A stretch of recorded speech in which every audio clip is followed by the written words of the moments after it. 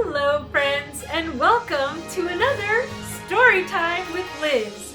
I'm Liz, and I'm so thrilled that you can join me on another wonderful chapter of The Wonderful Wizard of Oz by L. Frank Baum and pictures by W.W. Denslow. Are you enjoying the book so far? I know I am.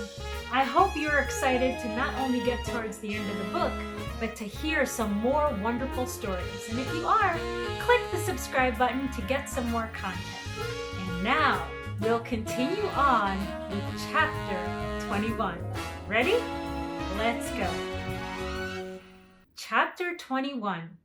The Lion Becomes the King of Beasts. After climbing down from the China Wall, the travelers found themselves in a disagreeable country, full of bogs and marshes and covered with tall, rank grass. It was difficult to walk without falling into muddy holes, for the grass was so thick that it hid them from sight. However, by carefully picking their way, they got safely along until they reached solid ground. But here, the country seemed wilder than ever, and after a long and tiresome walk through the underbrush, they entered another forest, where the trees were bigger and older than any they had ever seen. "This forest is perfectly delightful," declared the lion, looking around him in joy. "Never have I seen a more beautiful place." "It seems gloomy," said the Scarecrow. "Not a bit of it. I should like to live here all my life. See how soft the dry leaves are under your feet and how rich and green the moss is that clings to these old trees? Surely no wild beast could wish a pleasanter home." "Perhaps there are wild beasts in the forest now," said Dorothy. "I suppose there are," returned the lion, "but I do not see any of them about." They walked along the forest until it became too dark to go any farther. Dorothy and Toto and the lion lay down to sleep, while the Woodman and the Scarecrow kept watch over them, as usual. When morning came, they started again. Before they had gone far, they heard a low rumble, as of the growling of many wild animals. Toto whimpered a little, but none of the others were frightened, and they kept along the well-trodden path until they came to an opening in the wood, in which were gathered hundreds of beasts of every variety. There were tigers and elephants and bears and wolves and foxes and all the others in the natural history, and for a moment Dorothy was afraid. But the lion explained that the animals were holding a meeting, and he judged by their snarling and growling that they were in great trouble. As he spoke, several of the beasts caught sight of him, and at once the great assemblage hushed as if by magic. The biggest of the tigers came up to the lion and bowed, saying, "Welcome, O King of Beasts! You have come in good time to fight our enemy and bring peace to all the animals of the forest once more." "What is your trouble?" asked the lion quietly. "We are all threatened," answered the tiger, "by a fierce enemy which has lately come into this forest.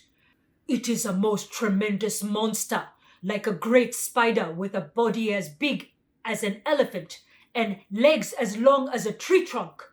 It has 8 of these long legs, and as the monster crawls through the forest, he seizes an animal with a leg and drags it to his mouth, where he eats it as a spider does a fly. Not one of us is safe while this fierce creature is alive, and we had called a meeting to decide how to take care of ourselves when you came among us." The lion thought for a moment. "Are there any other lions in the forest?" he asked. "No, there were some, but the monster has eaten them all.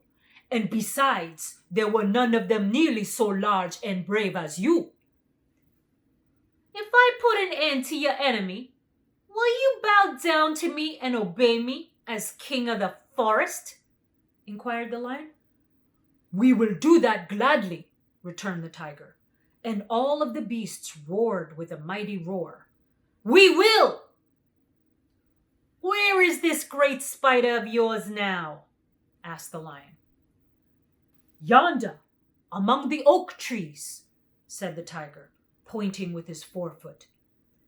"Take good care of these friends of mine," said the lion, "and I will go at once to fight the monster." He bade his comrades goodbye and marched proudly away to do battle with the enemy.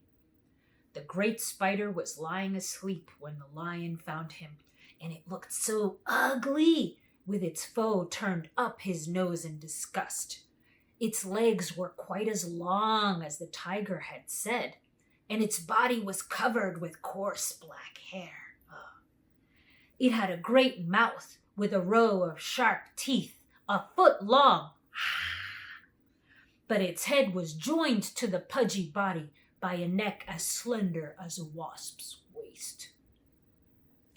This gave the lion a hint of the best way to attack the creature, as he knew it was easier to fight it asleep than awake. He gave a great spring and landed directly upon the monster's back. Then in one blow of his heavy paw, all armed with sharp claws, he knocked the spider's head from its body. Jumping down, he watched it until the long legs stopped wriggling, when he knew it was quite dead. The lion went back to the opening where the beasts of the forest were waiting for him and said proudly, "You need fear your enemy no longer." Then the beasts bowed down to the lion as their king, and he promised to come back and rule over them as soon as Dorothy was safely on her way to Kansas. That was a lot of fun. I must say, I enjoyed that a lot. It seems to me like the lion really had a lot of courage, doesn't it? Well, stay tuned for some more exciting chapters. But if you like this chapter, give it a thumbs up and click the subscribe button to hear more wonderful stories and future chapters coming soon. And until next time, I'll see you soon.